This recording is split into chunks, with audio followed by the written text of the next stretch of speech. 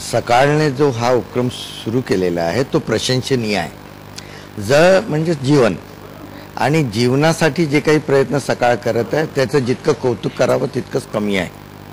सर्वात महत्त्वाचा सर्वात महत्त्वाचा प्रॉब्लेम म्हणजे लोक जळचा जो वापर करत आहे ते अतिवापर करत आहे।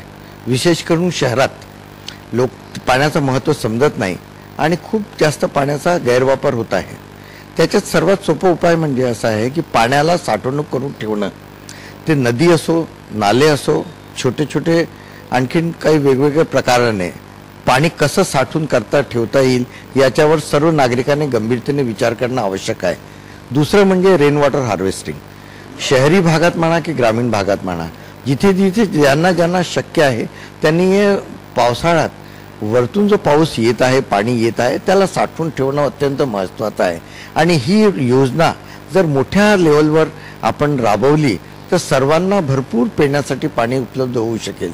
महिलांचा मोठा याच्यात हे आहे, वाटा आहे, कारण महिला जास्त पाणीचा वापर करतात वेगवेगळ्या कपडे धुण्यासाठी, बाकी साफसफाईसाठी। त्यांना सुद्धा एज्युकेट करणं आवश्यक आहे की पाणीचा योग्य वापर कसा करावे, यासाठी जनजागृती अभियान सुरू करायला पाहिजे।